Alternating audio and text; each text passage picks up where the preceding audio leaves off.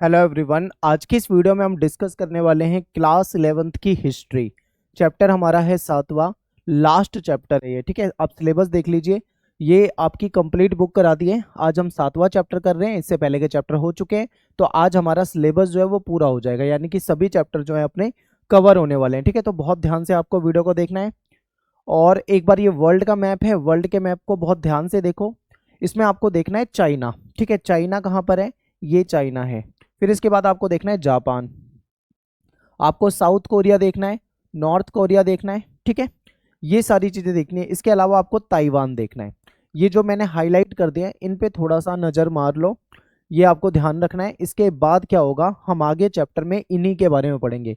हम पहले चाइना को समझेंगे, जापान की तरफ जाएंगे, ताइवान को समझने वाले हैं, कोरिया में south Korea and north Korea दोनों को ही डिस्कस करने वाले हैं। ठीक है, तो सबसे पहले शुरुआत करते हैं चाइना से। चाइना जो है भारत का पड़ोसी देश है। मैं एक बार वापस आपको मैप में दिखाता हूँ। ये भारत है, ये आप देख रहे हो भारत है, और हमारा पड़ोसी देश है चाइना। ठीक है, तो हम चीन के बारे में यहाँ पे पढ़ने वाले हैं। तो 19वीं सदी के शुरुआत में चीन जो था, पूर्वी एशिया पे इसका पूरा वर्चस्व होता था, प्रभुत्व होता था। यानी इस समय चाइना जो था पूर्वी एशिया में काफी प्रभुत्वशाली था, क्योंकि चाइना बहुत डेवलप है। ठीक है, चीन में लंबी परंपरा के वारिस छिंग राजवंश जो था, इसकी सत्ता थी, जो कि काफी मजबूत शासन था। तो चीन में किसने शासन चलाया लंबे समय तक? एक राजवंश था जिसको छिंग राजवंश कहा जाता है।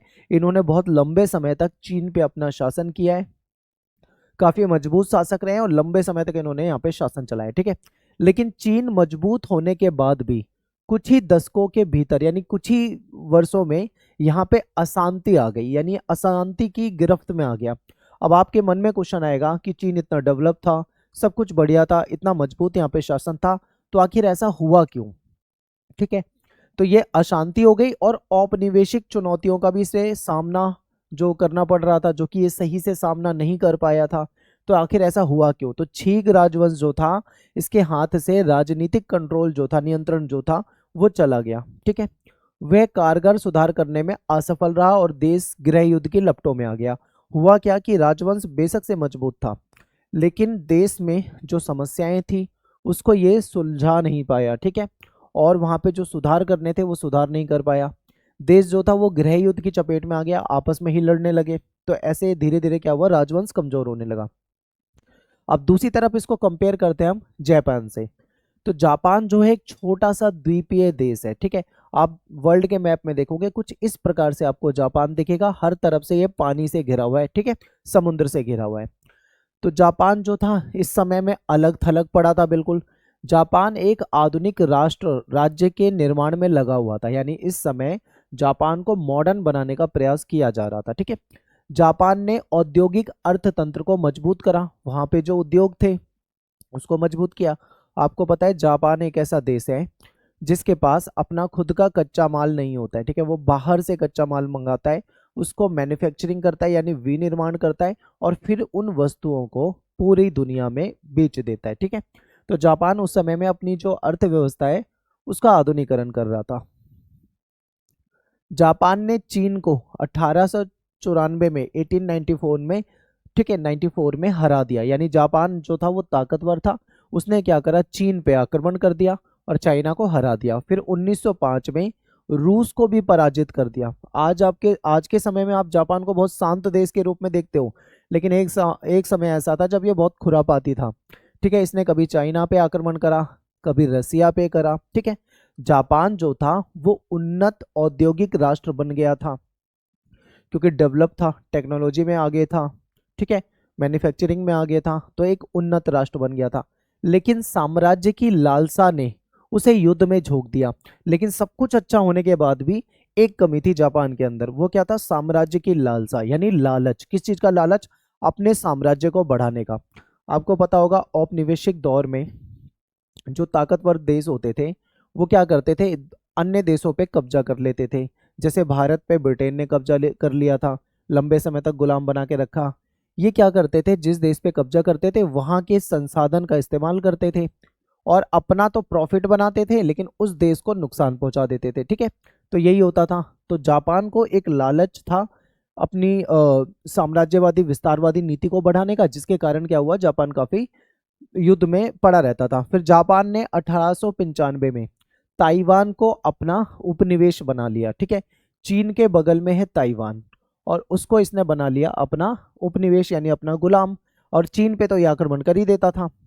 इसके बाद देखो क्या होता है, जापान ने कोरिया को 1910 में अपने में मिला लिया और यहाँ भी औपनिवेशिक साम्राज्य कायम करने में सफल रहा, ठीक है। तो ये आपको समझना है। अगर आप दोबारा से वर्ल्ड मैप को देख पा रहे हो तो ये भारत है, ठीक है। यहाँ पे आपको चाइना दिख रहा है, इधर आपको चाइना के नीचे की साइड में आपको ताइवान दिखेगा। फिर ये तो जापान है, इधर ही आपको साउथ कोरिया नॉर्थ कोरिया दिखेगा। तो जापान ने, आपने देखा किस तरीके से चाइना पे आक्रमण करता था। ये चाइना के अलावा कभी ये नॉर्थ कोरिया साउथ कोरिया जो हिस्सा होता है ये बाद में बटा था, पहले कोरिया होता था, उसको भी अपने कब्जे में ले रहा था। तो कहीं ना कहीं जापान जो था इनको बहुत ज़्यादा नुकसान पहुंचाता था। अब देखो क्या हुआ, चीनियों ने, जो चाइनीज थे, इन्होंने अपनी राष्ट्र शक्ति का पुनर्निर्माण करने के लिए यानी अपने देश को दोबारा से मजबूत करने के लिए पश्चिमी और जापानी जो कंट्रोल था उससे मुक्त होने की कोशिश करी, क्योंकि ये अगर आज़ाद हो जाते इनसे तो फिर क्या होते हैं, वापस से मजबूत हो सकते थे। इसलिए चीन में क्या होता है, एक क्रांति होती है जो कि 1949 में हुई थी।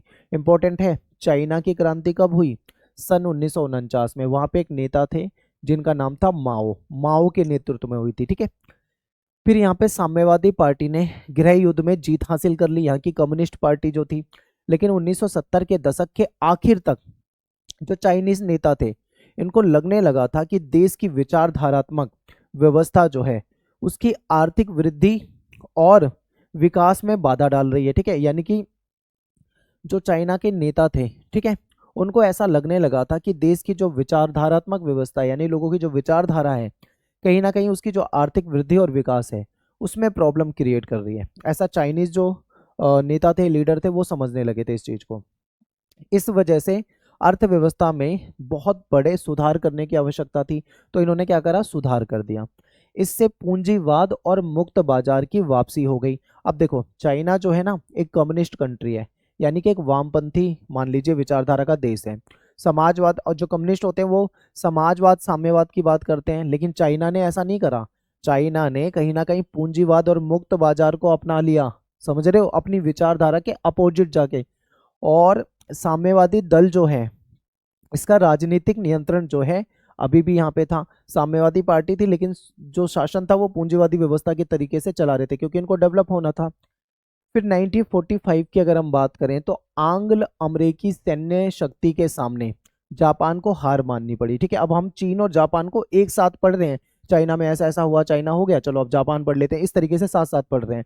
तो 1945 में क्या होता है, एंग्लो अमेरिकन जो सैन्य शक्ति थी उसके सामने जापान हार जाता है। आपको पता है इस समय में क्या हो रहा था, आपको पता है 1939 से लेके 1945 तक वर्ल्ड वॉर 2 चला था, यानी दूसरा विश्व युद्ध चला था। उसमें किसकी हार हो गई थी, जापान की हार हुई थी। अमेरिका ने इस पे परमाणु बम गिरा दिए थे, ठीक है।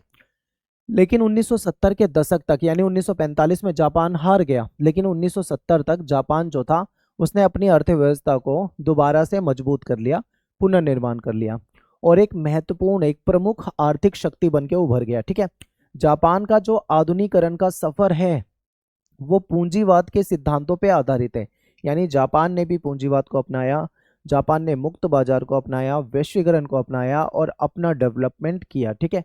और ये सफर उसने ऐसी दुनिया में तय किया था जहां पश्चिमी उपनिवेशवाद का बहुत ज़्यादा प्रभुत्व था, क्योंकि जो पश्चिमी देश थे, चाहे वो ब्रिटेन हो, चाहे वो फ्रांस हो, ठीक है, चाहे वो पुर्तगाल हो या कोई भी पश्चिमी देश हो, ज़्यादातर देश क्या कर रहे थे, दूसरे देशों को अपना गुलाम बना रहे थे। चाहे वो एशिया के देश हों, चाहे वो लैटिन अमेरिका के देश हों, ठीक है, उनको ये क्या कर रहे थे, अपना गुलाम बना रहे थे। ऐसे दौर में जापान ने अपना ये डेवलपमेंट किया था।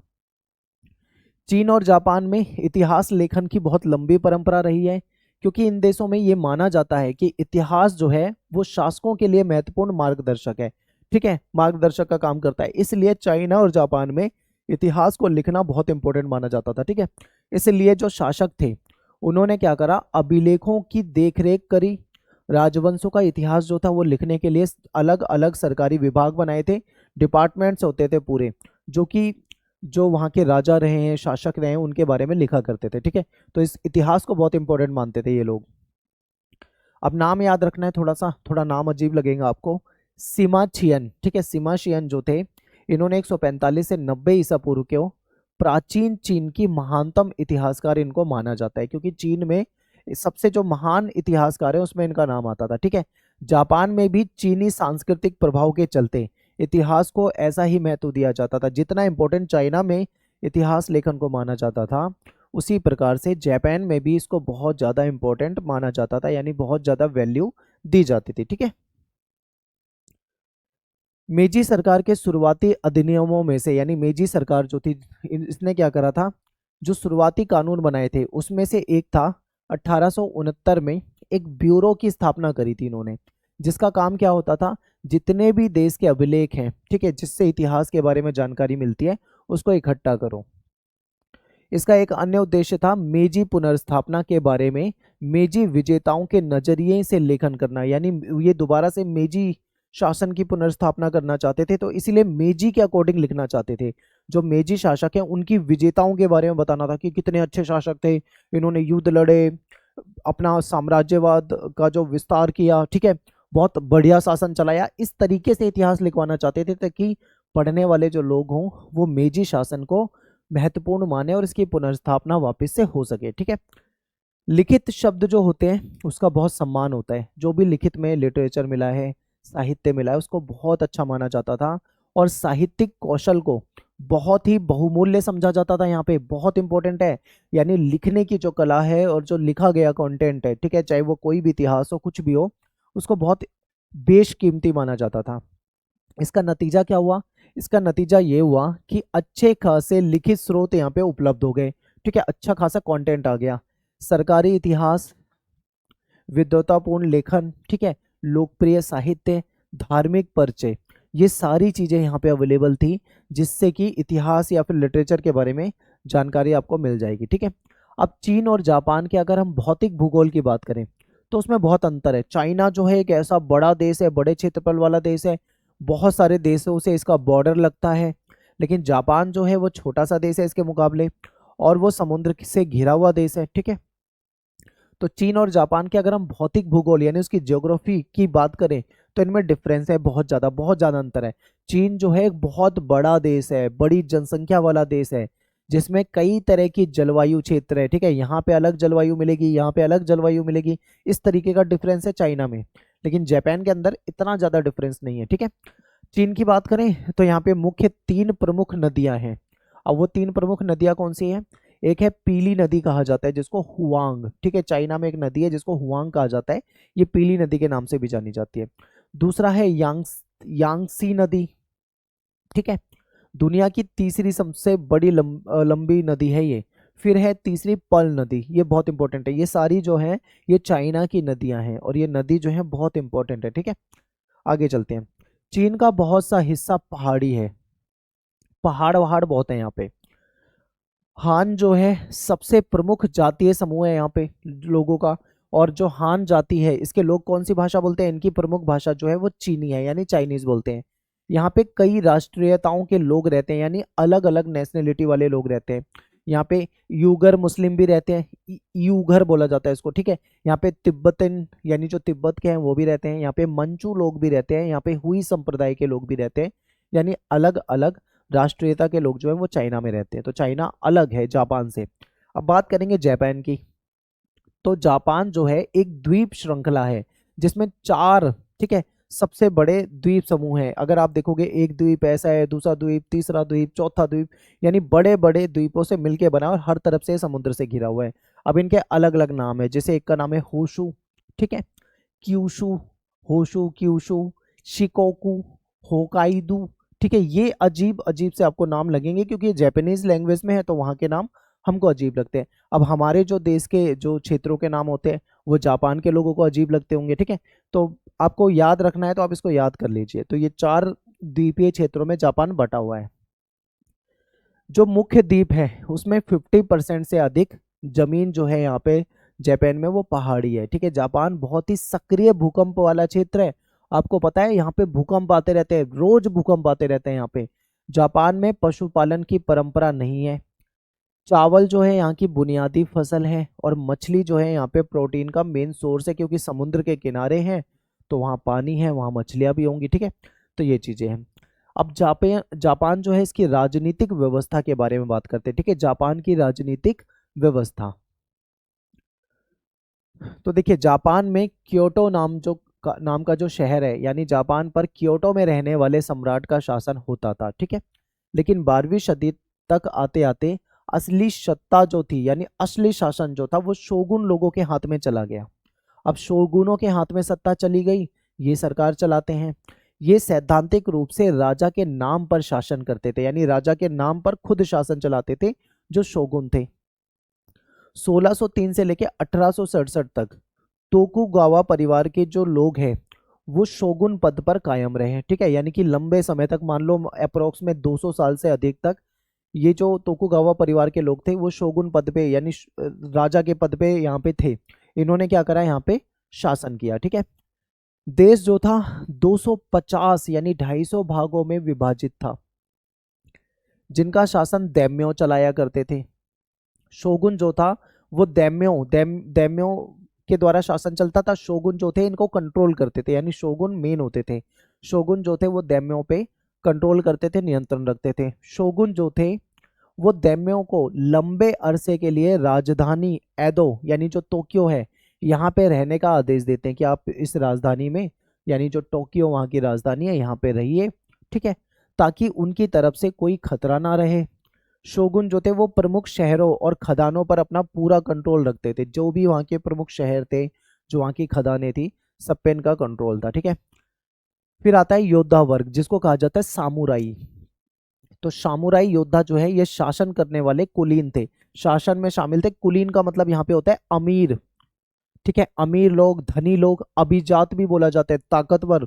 यानी कुलीन का मतलब केवल अमीर नहीं है, ये अमीर भी होते हैं, पैसे वाले तो हैं ही, ये ताकतवर भी होते हैं। ठीक है, इनके पास सत्ता भी होती है, पावर होती है, शासन करने वाले हैं तो ऊंचा वर्ग भी है। और वे शोगुन तथा दैम्यों की सेवा में थे, यानी ये सैनिक थे, सामुराई थे, ये किसकी सेवा करते थे? ठीक है, दैम्यों की। और दैम्यों पे किसका कंट्रोल होता था? शोगुन का, यानी शोगुन सबसे इंपॉर्टेंट थे यहाँ पे। आई होप आपको समझ में आ रहा होगा। आगे चलते हैं। 16वीं शताब्दी के अंतिम भाग में अगर हम देखें तो 3 परिवर्तन थे। ठीक है, 3 परिवर्तनों ने आगे के विकास की तैयारी करी थी। वो 3 परिवर्तन इंपॉर्टेंट जो है वो कौन कौन से हैं, हमको ये समझना है। ये तीनों परिवर्तन याद रखना, मैं आपको पहले ही बता रहा हूं। ठीक है, इंपॉर्टेंट क्वेश्चन बनेंगे इन तीनों में से। तो देखिए, पहला परिवर्तन क्या था? किसानों से हथियार ले लिए गए, यानी किसानों के पास हथियार नहीं है। अब वो केवल जो सामुराई वर्ग है, जो योद्धा वर्ग है, वही तलवार रख सकता है, यानी किसान अब तलवार नहीं रख सकते हैं, उनसे वो पावर ले लिए। इससे क्या हो गया? शांति व्यवस्था बनी रही, क्योंकि भाई अब सामुराई वर्ग है वही तलवार रखेगा। जबकि पिछली शताब्दी में क्या था, इस वजह से अक्सर लड़ाई हो जाती थी। सामुराई वर्ग हो गए, किसान हो गए, सब तलवारें रखते हैं, इनके बीच में विवाद हो जाता था, कभी कभी लड़ाई हो जाती थी। लेकिन इन्होंने क्या करा, इसको कंट्रोल कर दिया। ठीक है, अब दूसरा परिवर्तन की बात करते हैं। जो दैम्यो थे, तो दैम्यों को अपने क्षेत्र की राजधानियों में रहने के आदेश दिए गए थे कि भाई तुम अपने क्षेत्र की राजधानी में रहोगे। किसने आदेश दिया था? शोगुन ने। शोगुन सबसे ऊपर है। और उन्हें काफी हद तक स्वायत्ता प्रदान की गई थी, यानी विशेष अधिकार भी प्राप्त थे। ठीक है, तीसरा परिवर्तन क्या था? मालिक और करदाता, या मालिक और करदाता यानी जो टैक्स पेयर है, इनका निर्धारण करने के लिए जमीन का सर्वेक्षण किया जाता था, यानी जमीन जमीन जो था उसका सर्वे करा जाता था। ठीक है, तथा उत्पादकता के आधार पे जिस जमीन से जैसा उत्पादन हो रहा है उसके आधार पे भूमि का वर्गीकरण कर दिया गया कि ये उपजाऊ जमीन है, ये ज्यादा उपजाऊ जमीन है, ये कम उपजाऊ जमीन है, इस तरीके से ये बंजर जमीन है। ठीक है, जो भी होता है इन्होंने इन्होंने डिवाइड कर दिया। इन सबका मिला जुला मकसद क्या था? इनका मकसद ये था कि ताकि टैक्स निर्धारित किया जाए, जिस जमीन से ज्यादा उत्पादन होगा टैक्स वहां से ज्यादा मिल सकता है, तो इसका निर्धारण करने के लिए इन्होंने ये सिस्टम बना रखा था। ठीक है, दैम्यों की राजधानी जो थी दैम्यों की राजधानियां जो थी वो बड़ी होने लगी, जिसके चलते 17वीं शताब्दी के मध्य तक जापान में एदो दुनिया का सबसे अधिक जनसंख्या वाला शहर बन गया, यानी जापान का शहर था एदो। और वहाँ की राजधानी बड़ी होने लगी थी। वहाँ पे इतनी जनसंख्या रहती थी कि दुनिया का सबसे ज्यादा जनसंख्या वाला शहर बन गया था जापान का ये एदो। बहुत इंपॉर्टेंट है। इसके अलावा ओसाका और क्योटो अन्य बड़े शहरों के रूप में उभरे। ठीक है, बड़े शहर बन गए ओसाका, क्योटो, ये सब जापान के शहर है। इससे वाणिज्यिक अर्थव्यवस्था का विकास हुआ, यानी यहाँ पे अर्थव्यवस्था जो थी वो वाणिज्यिक बन गई, पैसा कमाने पे फोकस होने लगा, और वित्त और ऋण की प्रणालियां भी यहाँ पे स्थापित होने लगी। व्यक्ति जो होता था उसके गुण, ठीक है, उसकी जो क्वालिटी है उसके पद से अधिक मूल्यवान यहाँ पे समझा जाता था। यानी कौन सा व्यक्ति किस पद पे है वो इंपॉर्टेंट नहीं था, बल्कि किस आदमी में क्या क्वालिटी है, उसके अंदर क्या गुण है, ये ज्यादा इंपॉर्टेंट होता था। ठीक है, ये यहाँ पे देखा जाने लगा। नेक्स्ट है शहरों में जीवत संस्कृति खिलने लगी। जीवंत कहा जाएगा वैसे इसको, जहां तेजी से बढ़ते व्यापारी वर्ग ने नाटक और कलाओं को प्रोत्साहित किया। अब व्यापार बढ़ रहा था, शहरों वाली संस्कृति यहाँ पे आ रही थी, यानी कल्चर चेंज हो रहा था, और यहाँ पे जो व्यापारी वर्ग होते थे उसने नाटक और कला को मोटिवेट करना, प्रोत्साहन देना शुरू कर दिया। क्योंकि लोग यहाँ पे जो थे उनको पढ़ने का बहुत शौक होता था, तो जो अच्छे लेखक होते थे, जो अच्छा लिखना जानते थे, तो ये संभव हो सका कि केवल लेखन से अपनी जीविका चला सकते थे। ठीक है, यानी कि लोगों को पढ़ने का शौक था। अब लोगों को पढ़ने का शौक है तो जाहिर सी बात है पढ़ने के लिए कंटेंट भी तो कोई लिखने वाला होगा। तो जो लिखने वाला लेखक है उसकी तो मौज हो गई, क्योंकि भाई वो जो लिखेगा उसका कंटेंट आगे बिकेगा और उसको पैसा कमा सकता है, वो अपनी रोजी रोटी चला सकता है, तो उसकी जीविका भी चलने लगी। एदो में लोग जो थे वो नूडल की कटोरी की कीमत पर कि, किताब जो थे वो किराए पे ले सकते थे। किताब किराए पे लेना बहुत आसान था, बहुत कम कीमत में मिल जाता है। इससे आपको ये पता लगेगा कि छपाई का क्या लेवल रहा होगा, वहां पे बहुत छपाई होती होगी। ठीक है, और पढ़ना जो था वो कितना फेमस था यहाँ पे आप समझ सकते हैं, लोग बहुत ज्यादा महत्व देते थे। जापान अमीर देश समझा जाता था, क्यों? क्योंकि वो चीन से रेशम और भारत से कपड़ा जैसी जो लग्जरी आइटम होता था, विलासी वस्तु का मतलब होता है लग्जरी, जो बाहर से मंगाया जाता हो, जो महंगा हो, ठीक है, ये चीजें मंगाते थे। इसके लिए जो ये हमसे खरीदते थे चाइना से या भारत से खरीदते थे, उसके लिए चांदी और सोने की कीमत अदा करते थे। ठीक है, हालांकि अर्थव्यवस्था पे इसके भार पड़ता था, क्योंकि चांदी और सोने में चीजों को खरीद रहे हैं, जिसकी वजह से जो तोकुगावा है इसने कीमती धातुओं के निर्यात पे रोक लगा दी। इनको समझ में आ गया था कि हमारे यहाँ से चांदी और सोना यानी गोल्ड वगैरह चला जाएगा, सिल्वर चला जाएगा, तो इन्होंने क्या करा, जो तोकुगावा था उसने कीमती धातुओं के निर्यात पे रोक लगा दी, बाहर नहीं जाने देंगे। फिर इन्होंने क्योटो के जो निशिजन जो क्षेत्र है यहाँ पे रेशम उद्योग के विकास के लिए कदम उठाए। उन्होंने सोचा कि जापान में ही अगर हम रेशम का उत्पादन करते हैं तो हमारे जो पैसा बाहर जा रहा है, चांदी सोना जा रहा है, वो नहीं जाएगा। ठीक है, अब अगर ऐसा करेंगे तो रेशम का आयात कम हो जाएगा, बाहर से ज्यादा रेशम नहीं खरीदना पड़ेगा। तो निशिजन का जो रेशम था दुनिया भर में बेहतरीन रेशम माना जाता था, बहुत अच्छा रेशम होता था ये। ठीक है, तो ये हो गया हमारा एक टॉपिक। अब एक अगला टॉपिक है, वो है मेजी पुनर्स्थापना, यानी मेजी के शासन की दोबारा कैसे स्थापना होती है इसको समझते हैं। तो देखिए, मेजी जापान के सम्राट होते थे।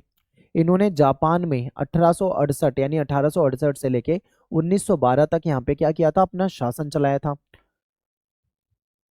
अब 1867 से 68 में अगर हम देखें तो मेजी वंश का नेतृत्व जो था वो तोकुगावा परिवार जो था इसके शासन समाप्त किया गया। ठीक है, यहाँ पे जो तोकुगावा जो परिवार का शासन था उसको खत्म कर दिया गया। फिर मेजियों की पुनर्स्थापना के पीछे कई कारण थे, मेजी शासन आया। अब मेजी को क्यों इसकी पुनर्स्थापना की गई है ये इंपॉर्टेंट है, क्योंकि देश में ना तरह तरह का असंतोष था, लोग ना मतलब सेटिस्फाई नहीं थे, लोग गुस्से में थे।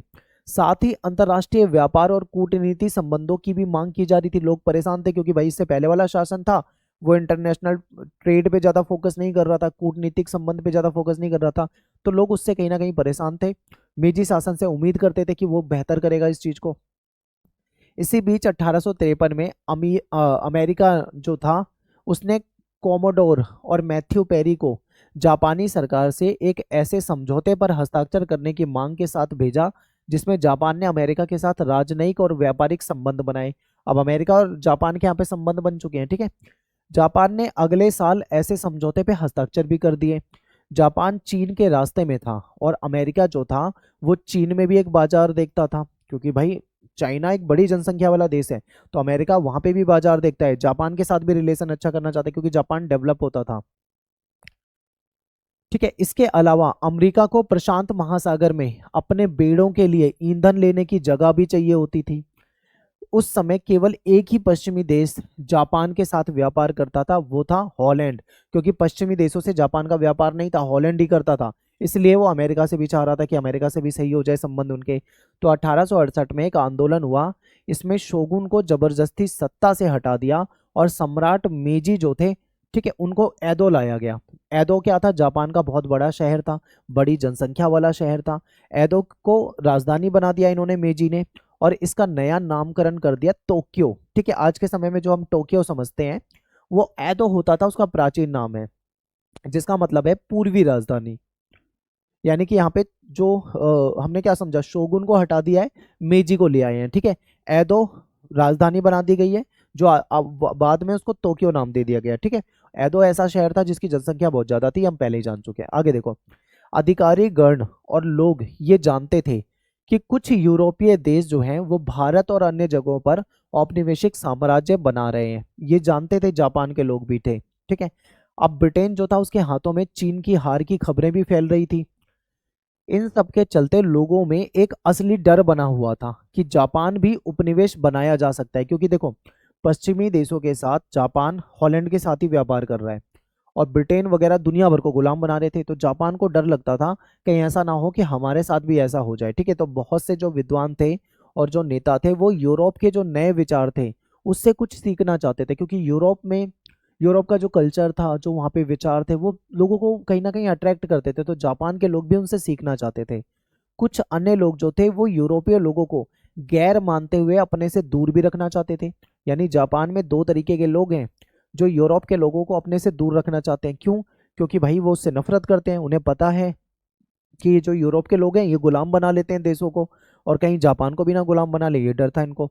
दूसरे तरीके के वो लोग थे जो कहते थे नहीं, यूरोप में बहुत सारी अच्छाइयाँ हैं, हमें यूरोप से कुछ सीखना चाहिए, कुछ अपनाना चाहिए। तो ऐसी भी विचारधारा के लोग जापान में थे। ठीक है, आगे देखो क्या होता है।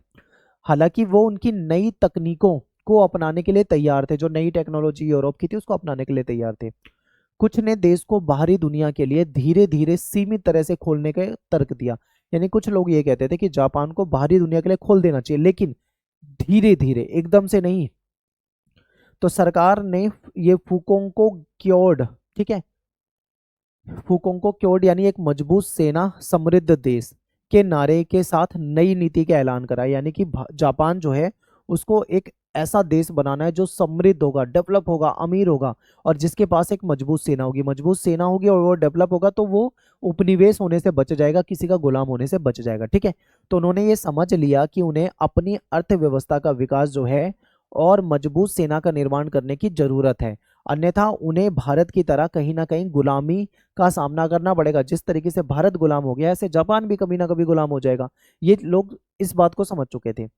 इस कार्य के लिए उन्होंने क्या करा, जनता के बीच में राष्ट्र की भावना का निर्माण करा, ताकि जनता जो है अपने राष्ट्र यानी अपने देश जापान से प्यार करे। ठीक है, अपने देश के लिए मरने को तैयार हो जाए, राष्ट्रवादी लोग बनाने का इन्होंने प्रयास करा। और प्रजा को नागरिक की श्रेणी में बदलने की जरूरत महसूस हुई, कि प्रजा को नागरिक यानी सिटीजन बना दिया जाए। ठीक है, इसके साथ साथ नई सरकार ने सम्राट व्यवस्था का पुनर्निर्माण का काम शुरू कर दिया। आगे देखो क्या होता है, सम्राट व्यवस्था। ठीक है, सम्राट व्यवस्था में एक ऐसी व्यवस्था थी जिसमें सम्राट जो था वो नौकरशाही और सेना ये मिलकर शासन चलाते थे। यानी सम्राट हो जाएगा, इनके जो ब्यूरोक्रेट्स हैं ये हो जाएंगे, और सेना ये आपस में मिलकर क्या करेंगे, शासन चलाएंगे। ठीक है, तो ये सम्राट व्यवस्था थी। और नौकरशाही सेना सम्राट जो है वो, नौकरशाही जो है और सेना जो है वो सम्राट के प्रति वफादार रहेगी। ठीक है, उत्तरदायी रहेगी, जिम्मेदार रहेगी। सम्राट जो कहेगा वो ये करेंगे। सम्राट को सीधे सीधे सूर्य देवी का वंशज माना गया, बहुत इंपॉर्टेंट है, सूर्य देवी का वंशज माना गया, लेकिन साथ ही उसे पश्चिमीकरण का नेता भी बनाया गया। सम्राट का जन्मदिन जिस दिन होता था वो राष्ट्रीय छुट्टी का दिन बन गया, यानी पूरे राष्ट्र में छुट्टी होती थी। वो पश्चिमी अंदाज के सैनिक कपड़े पहनता था जैसे पश्चिम के देश के लोग पहनते थे, और उसके नाम से आधुनिक संस्थाएं स्थापित करने का अधिनियम जारी किया गया कि सम्राट के नाम से हम नई नई संस्थाएं बनाएंगे। जापान के अंदर ये बदलाव हो रहा है, शोगुन की सत्ता चली गई है, मेजी की सत्ता आ गई है। मेजी की सत्ता आने के बाद बदलाव हो रहा है, ठीक है। इन्होंने 1890 की शिक्षा संबंधी जो राजा की आज्ञा होती थी, उसने लोगों को पढ़ने के लिए जन ठीक है, पढ़ने के लिए लोगों को मोटिवेट करा, और जनता के सार्वजनिक और साझे हितों को बढ़ावा देने के लिए इन्होंने उसको प्रेरित किया। 1870 के दशक में नई विद्यालय व्यवस्था का यहाँ पे निर्माण होता है। स्कूल एजुकेशन सिस्टम बदल जाता है। लड़के और लड़कियों के लिए स्कूल जाना कंपलसरी कर दिया। कोई भी ऐसा लड़का लड़की नहीं होना चाहिए जो स्कूल ना जाता हो, सबको जाना पड़ेगा। और 1910 तक तकरीबन ऐसी सिचुएशन आ गई थी कि स्कूल जाने से कोई वंचित नहीं रहा, ठीक है, सब स्कूल जाने लगे। आगे देखो देखो क्या होता है। पढ़ाई की फीस जो थी वो बहुत कम थी। शुरू में जो पाठ्यचर्या था, सिलेबस वगैरह होता था, वो पश्चिमी नमूनों पे आधारित था, यानी जो वेस्ट में होता था वैसा ही इन्होंने सिलेबस बनाया था। लेकिन 1870 के दशक तक आते आते इन्होंने आधुनिक विचारों पे तो जोर दिया, लेकिन उसके साथ साथ इन्होंने राज्य के प्रति निष्ठा, यानी अपने देश के प्रति लोगों को निष्ठा होनी चाहिए, देशभक्त लोग होने चाहिए, ठीक है, इस पे फोकस करा। जापानी इतिहास के अध्ययन पर बल दिया जाने लगा था कि जापान का इतिहास पढ़ाया जाए, लोगों को निष्ठावान बनाया जाए और पश्चिम की एजुकेशन तो दी जाए, सब कुछ साथ में। किताबों में माता पिता के प्रति आदर होना चाहिए, राष्ट्र के प्रति वफादारी होनी चाहिए, और बच्चों को अच्छा नागरिक बनाने के लिए प्रेरणा देनी है, ठीक है, ताकि जापान के जो बच्चे हैं वो बड़े होकर एक अच्छे नागरिक बने। राष्ट्र के एकीकरण के लिए मेजी सरकार ने क्या करा, पुराने जो गांव थे उनकी सीमाएं बदल दी, बॉर्डर बदल दिए, नया प्रशासनिक ढांचा तैयार करा, नई व्यवस्था तैयार करी। प्रशासनिक इकाई में पर्याप्त टैक्स का जरूरत थी। अब भाई बेहतर करना है तो पैसा चाहिए, टैक्स चाहिए, जिससे कि जो टैक्स आएगा तो उससे जो लोकल स्कूल हैं और जो वहाँ पे हेल्थ सर्विसेज है उसको जारी रखा जा सकता है, उसको कंटिन्यू किया जा सकता है, ठीक है। तो 20 साल से अधिक उम्र के जो नौजवान थे उनके लिए कुछ अरसे तक, ठीक है, कुछ समय तक सेना में काम करना कंपलसरी कर दिया गया, कि वो सेना में उनको काम करना ही पड़ेगा। फिर क्या हुआ भाई, एक आधुनिक सैन्य बल तैयार किया गया। कानून व्यवस्था यहाँ पे बनाई गई थी जो कि राजनीतिक गुटों की देखरेख कर सके। मीटिंग बुलाई जाती थी, ठीक है, ताकि कंट्रोल रखा जा सके। सेंसर व्यवस्था थी ताकि प्रतिबंध लगाया जा सके, कोई भी गलत चीज होती तो राज्य यानी सरकार उस पर प्रतिबंध लगाएगी। और कई बार इसके कारण क्या होता था, सरकार का विरोध का सामना भी करना पड़ता था, जनता कई बार सरकार का विरोध करती थी। सेना और नौकरशाही को सीधा सम्राट के निर्देश में रखा गया था, कि सम्राट जो निर्देश देगा वो सेना को मानना पड़ेगा। यानी कि संविधान तो बन गया है, लेकिन इसके बाद भी दो गुट ऐसे हैं जो सरकार के कंट्रोल के बाहर रहे। अब लोकतांत्रिक संविधान और आधुनिक सेना, इन दो अलग अलग आदेशों को महत्व देने का दूरगामी कुछ नतीजे हुए। अब यहाँ पे एक चीज समझनी है आपको, मेजी का शासन है लेकिन संविधान भी बन गया है। सेना ने इलाके जीतने के मकसद से मजबूत विदेश नीति पर दबाव डाला। अब जो सेना थी वो सरकार पे दबाव डाल रही थी कि हमको एक मजबूत क्या बनानी है, विदेश नीति बनानी है। इस वजह से चीन और रूस के साथ साथ इनकी जंग होती रही। दोनों में ही जापान विजयी रहा, हमने पढ़ लिया, क्योंकि जापान बहुत ताकतवर था। जापान आर्थिक रूप से विकास करता गया, ठीक है। अपने देश में उसने लोकतंत्र के प्रसार को कुचला, लोकतंत्र नहीं आने दिया। संविधान जरूर था, शासन मेजियों का था, सम्राट का शासन था, लेकिन लोकतंत्र पूरी तरीके से नहीं आने दिया, कंट्रोल इन्होंने बना के रखा, ठीक है। तो ये था मेजी शासन। अब इनकी अर्थव्यवस्था का आधुनिकीकरण देखते हैं कि कैसे इन्होंने अपनी जो अर्थव्यवस्था थी उसको मॉडर्न बना लिया, उसको आधुनिक बना लिया, ठीक है। तो मेजी सुधारों के अंतर्गत अर्थव्यवस्था का आधुनिकीकरण किया गया था। कृषि पर इन्होंने टैक्स लगा दिया, धन इकट्ठा किया कृषि पर टैक्स लगा के।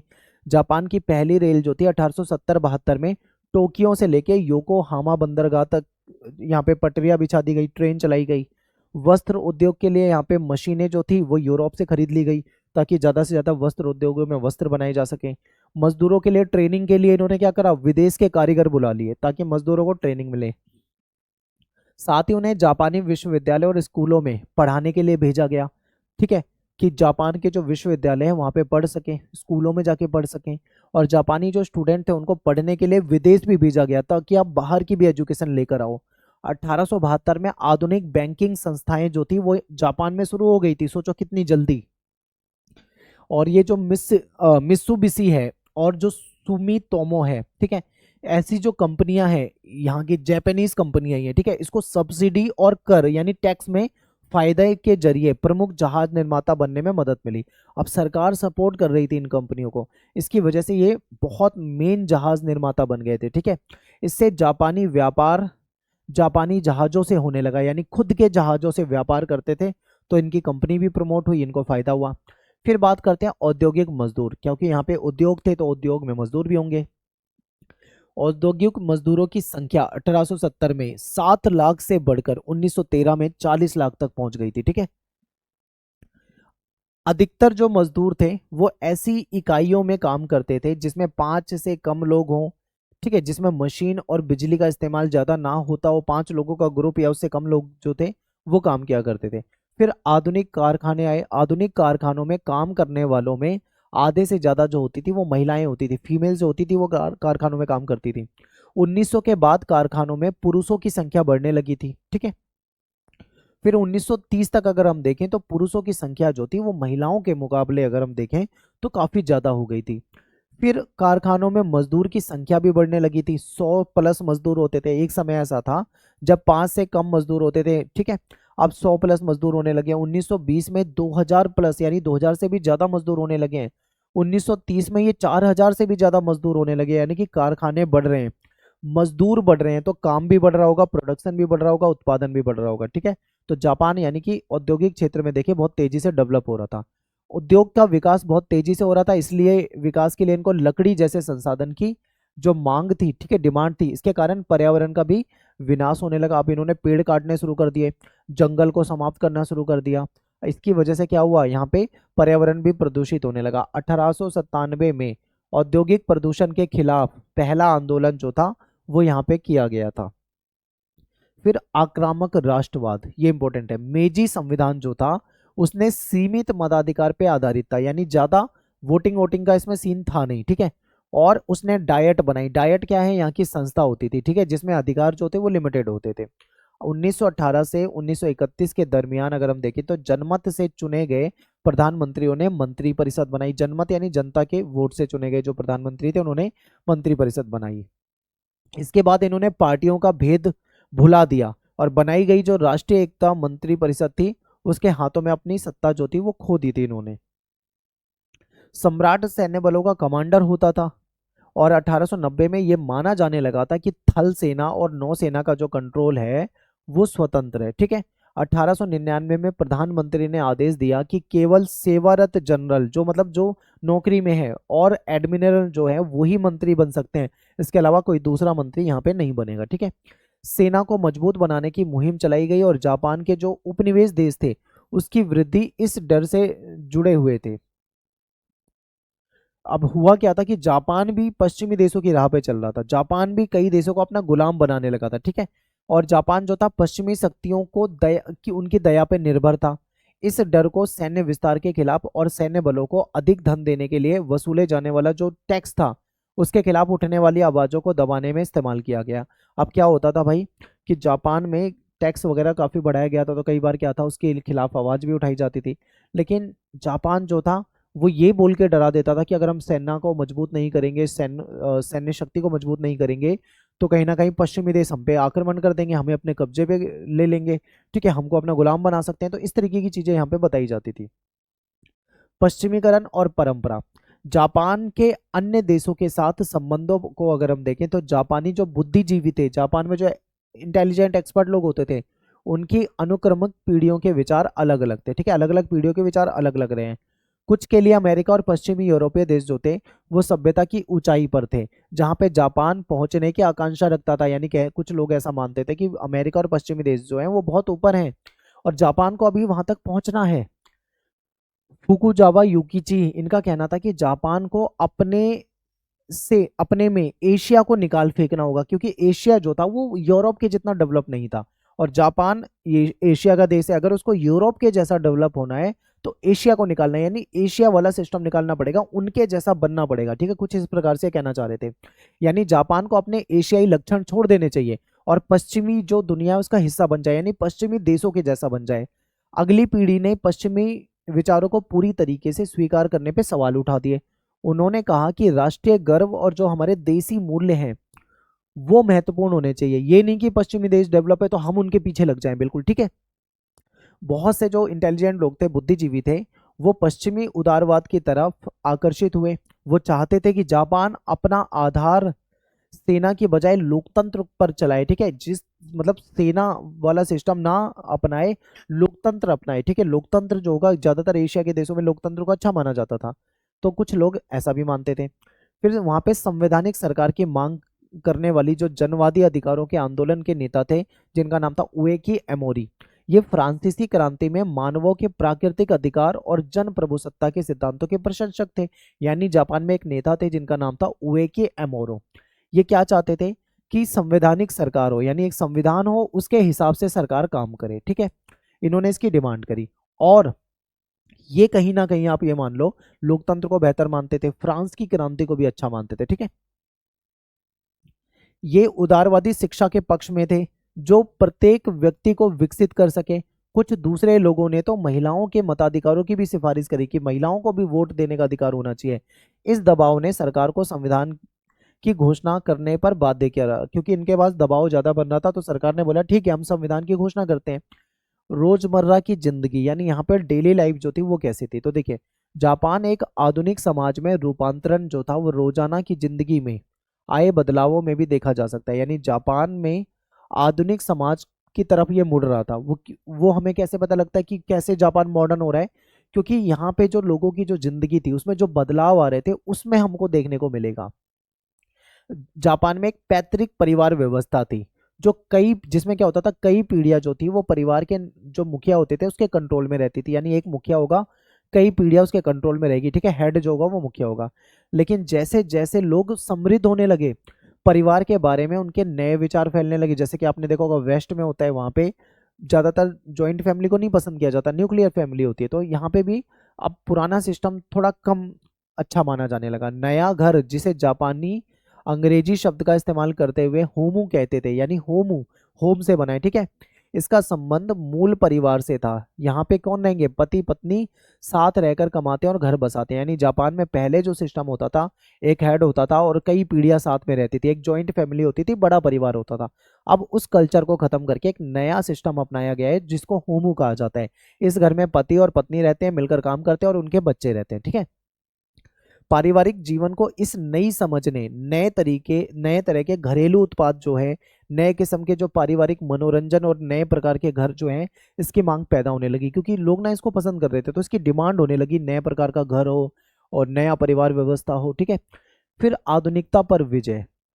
सत्ता केंद्रित राष्ट्रवाद को 1930-40 के दौरान बढ़ावा मिला, जब जापान ने चीन और एशिया में अपने उपनिवेश बढ़ाने के लिए लड़ाइयाँ छेड़ दी। कहाँ पे, चीन में और एशिया में।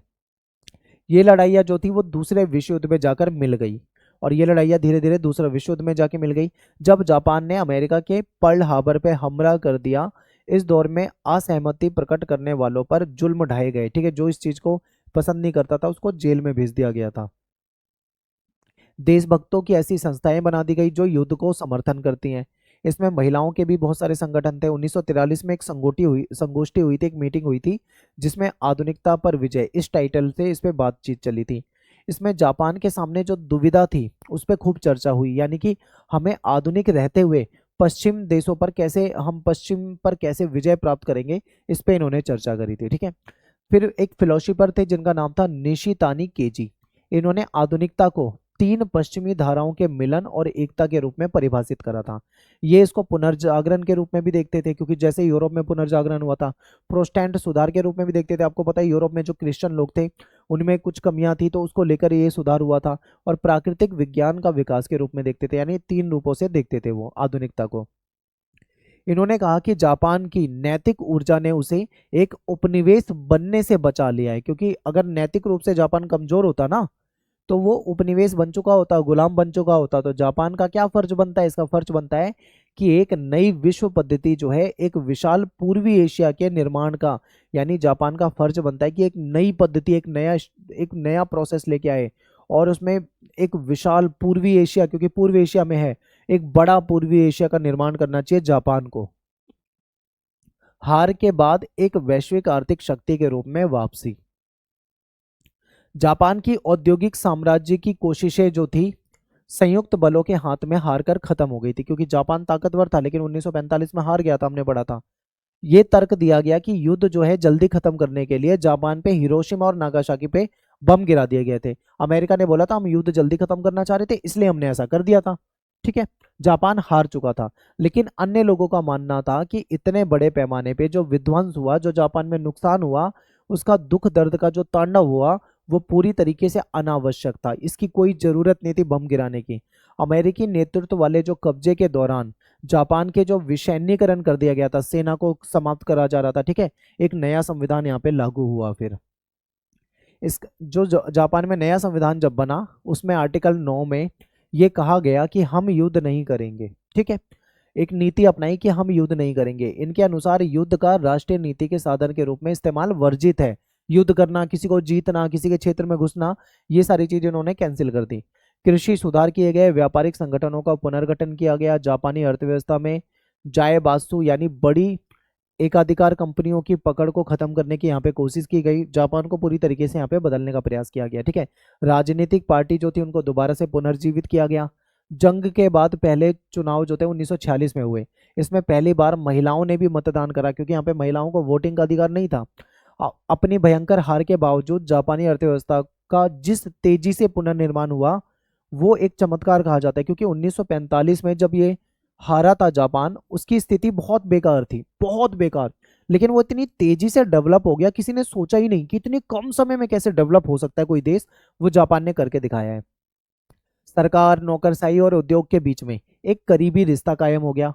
1964 में टोक्यो में ओलंपिक खेल जो हुए थे, उसमें जापानी अर्थव्यवस्था की मैच्योरिटी आपको दिखेगी कि 1964 में कितने बेहतरीन तरीके से इन्होंने खेल का आयोजन करवाया। इसी तरीके से तेज गति वाली जो शिंकासेन यानी बुलेट ट्रेन है, इसका जाल जो था वो 1964 तक उसका काम शुरू हो चुका था। ठीक है, तो ये भी पूरे जापान की जो ट्रेनें हैं, जो बुलेट ट्रेन है, वो पूरी दुनिया में जानी जाती हैं।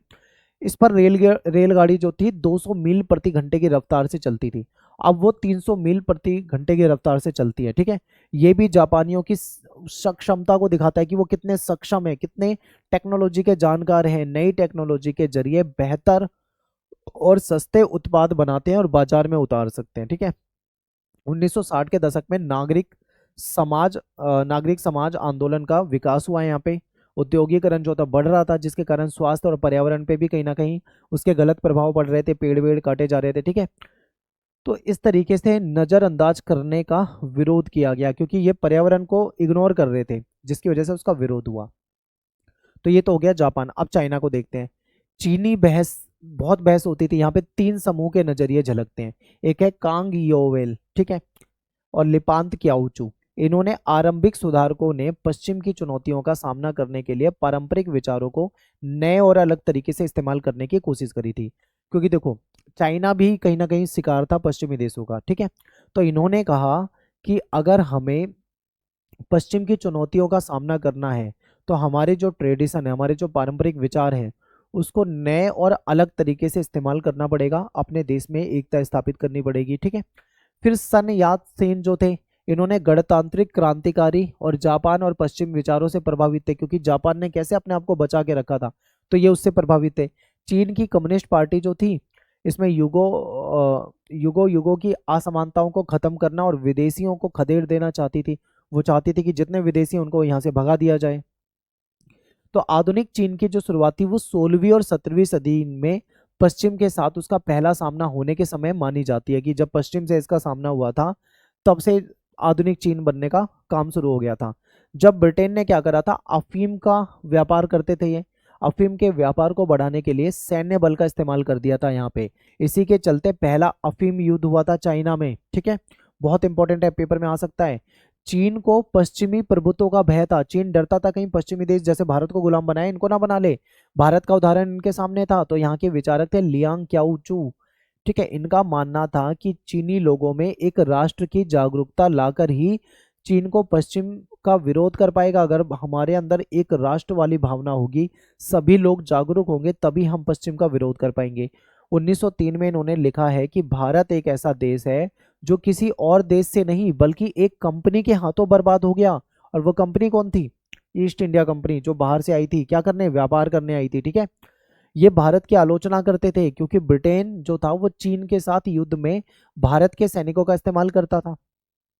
ठीक है, ब्रिटेन में क्या होता था, जब युद्ध होता था तो भारत के सैनिक जाते थे, तो ऐसा इसलिए इसका विरोध करते थे। इन सब ने इन सब से अधिक कईयों ने तो ये भी महसूस किया था कि जो परंपरागत सोच है, जो हमारी ट्रेडिशनल सोच है, जो हम सोचते आ रहे हैं, उसको बदलने की जरूरत है। तो यहाँ पे आता है कन्फ्यूशियसवाद। ये बहुत इंपॉर्टेंट विचारधारा है।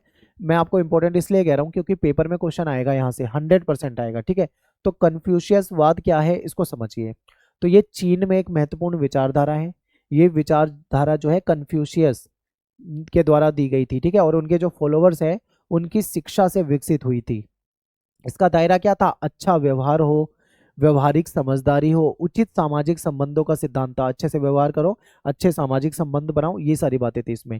इसने चीनियों के जीवन के प्रति रवैया जो था, जो लाइफ के प्रति सोचते थे, उसको बदल दिया। सामाजिक मानक दिए वहां पे, और चीनी जो राजनीतिक सोच थी उसको भी कहीं ना कहीं इन्होंने आधार दिया। ठीक है, लोगों को नए विषय में प्रशिक्षित करने के लिए विद्यार्थियों को इन्होंने जापान, ब्रिटेन और फ्रांस में पढ़ने के लिए भेजा। चाइना के बच्चे अलग अलग देश में गए पढ़ने के लिए, ताकि वो नए विचारों को सीखें और सीख कर वापिस आए और लोगों को प्रभावित करें। ठीक है, तो 1890 के दशक में बड़ी तादाद में चीनी विद्यार्थी जो थे वो पढ़ने के लिए जापान जाते थे। वरना केवल नए विचार लेकर वापिस आते थे, बल्कि गणतंत्र की स्थापना करने में भी इन्होंने ही महत्वपूर्ण भूमिका निभाई थी। चाइना में चीनी और जापानी भाषा एक ही चित्रलिपि का इस्तेमाल करती थी, एक जैसी ही चित्रलिपि होती थी।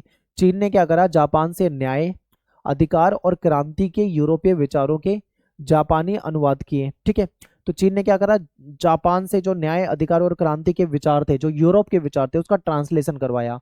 और ये एक तरह से पारंपरिक संबंधों को इसने उलट जाना कह सकते हो आप, क्योंकि बिल्कुल ही चीजें बदल गई। जब इन्होंने नई चीजों को सीखना शुरू करा तो इनकी जो सोच थी वो बदल गई थी। अब बात करते हैं गणतंत्र की स्थापना। 1911 में मांचू साम्राज्य जो था वो समाप्त कर दिया और सन यात सेन के नेतृत्व में गणतंत्र बन गया चाइना में। ठीक है, इन्होंने क्या करा, इनको आधुनिक चीन का संस्थापक माना जाता है। सन यात सेन जो थे गरीब परिवार से थे और इन्होंने मिशनरी स्कूल में, यानी जो क्रिश्चियन मिशनरी स्कूल होते हैं वहां से एजुकेशन ली थी। इनका परिचय जो था वो लोकतंत्र और ईसाई धर्म से प्रभावित था, क्योंकि ये लोकतंत्र को मानते थे और ईसाई धर्म से कहीं ना कहीं प्रभावित थे, क्योंकि ईसाई धर्म के स्कूल से ही इन्होंने एजुकेशन प्राप्त करी थी। इन्होंने डॉक्टरी की पढ़ाई करी, लेकिन वो चीन के भविष्य को लेकर बहुत चिंतित रहते थे। इनका कार्यक्रम जो था वो 3 सिद्धांत, सन मिन चुई, ठीक है, इसके नाम से मशहूर सिद्धांत हुआ। अब ये जो सन मन चुई जो है ये क्या है, ये भी आगे देखेंगे। ठीक है, तो ये 3 सिद्धांत जो हैं वो बहुत इंपॉर्टेंट है। राष्ट्रवाद, ठीक है, राष्ट्रवाद, समाजवाद, लोकतंत्र, इसको याद रखना। पहला ये राष्ट्रवाद की बात करते हैं, समाजवाद की बात करते हैं और लोकतंत्र की बात करते हैं। तो मंचू वंश को हटाना, क्योंकि इन्हें विदेशी राजवंश माना जाता था, इसको हटाना जरूरी था और गणतंत्र सरकार बनानी जरूरी थी, ताकि अपने ही लोग वोट करें, अपने ही लोगों को बनाएं। ठीक है, दूसरा समाजवाद, यानी पूंजी का नियमन करा जाए, भू स्वामित्व में बराबरी लाई जाए और पूंजी का सही तरीके से बंटवारा हो सके, सरकार के हाथ में कंट्रोल आ सके, ये इसको पसंद करते थे। लोकतंत्र, क्योंकि आज के समय में लोकतंत्र जो था बहुत इंपॉर्टेंट था। ठीक है, तो चीन के विकास में कहीं ना कहीं लोकतंत्र का महत्वपूर्ण रोल होगा, ऐसा ये मानते थे। फिर चीन में विदेशियों के खिलाफ प्रदर्शन होने लगे। गरीबी खत्म करने के लिए, शादी में बराबरी लाने के लिए, विदेशियों को भगाने के लिए यहाँ पे बहुत ज़्यादा प्रोटेस्ट हुए। इसमें कुओमिंतांग जो नेशनल पीपुल्स पार्टी थी और चीन की जो कम्युनिस्ट पार्टी थी, इसने मुल्क को एकताबद्ध करने के लिए प्रयास किया, ताकि लोग पूरे देश में एकता स्थापित हो और विरोधियों, जो विदेशी हैं, जो बाहरी हैं, उनका विरोध किया जाए, उनको भगाया जाए। ठीक है, सन यात सेन के विचार जो थे उसमें कुओमिंतांग जो नेशनल पीपुल्स पार्टी थी, इसके राजनीतिक दर्शन का आधार बने, यानी इसने भी उनके विचारों को माना। इन्होंने कपड़ा, खाना, घर, परिवहन, इन 4 बड़ी जरूरतों को रेखांकित करा कि ये 4 बड़ी जरूरतें हैं जो हर इंसान की होती हैं। तो सन यात सेन की मृत्यु हो गई। उसके बाद में चियांग काई शेक जो थे वो यहाँ के नेता बन गए। अब इन्होंने सैन्य अभियान के जरिए जो वारलाइज था, जो स्थानीय नेता थे, जिनके पास पावर होती थी, उनकी सत्ता इन्होंने छीन ली और अपने कंट्रोल में सब कुछ कर लिया और साम्यवादियों को खत्म कर डाला। ठीक है, ये बिल्कुल ऐसे व्यक्ति थे जो मतलब एक सैन्य तानाशाही मान लो, कम्युनिस्टों को ही खत्म करना शुरू कर दिया, सब कुछ अपने हाथ में ले लिया। इन्होंने सेकुलर और विवेकपूर्ण इहलौकिक कन्फ्यूशियसवाद की हिमायत करी, लेकिन साथ ही राष्ट्र का सैन्यकरण करने की भी कोशिश करी। ठीक है, और इन्होंने महिलाओं के लिए नियम बना दिए और इनका सामाजिक आधार जो था वो शहरी इलाकों में था, शहरी इलाकों में इनको पसंद किया जाता था। और औद्योगिक विकास जो था वो धीमा और गिने चुने क्षेत्रों में ही था। शंघाई जैसे शहर जो थे यहाँ पे औद्योगिक मजदूर वर्ग उभरा था, और इनकी संख्या जो थी वो 5 लाख थी। लेकिन इनमें केवल कुछ प्रतिशत मजदूर ही थे जो जहाज निर्माण जैसी आधुनिक उद्योग में काम करते थे। आधुनिक उद्योग में काम करने वाले मजदूरों की संख्या कम थी। सामाजिक और सांस्कृतिक बदलाव में भी देखें तो स्कूल और विश्वविद्यालय के फैलने से यहाँ पे मदद मिली। पीकिंग विश्वविद्यालय बहुत इंपॉर्टेंट है, इसकी स्थापना 1902 में हुई। यहाँ पे पत्रकारिता जो थी उसकी एजुकेशन दी जाती थी फली फूली।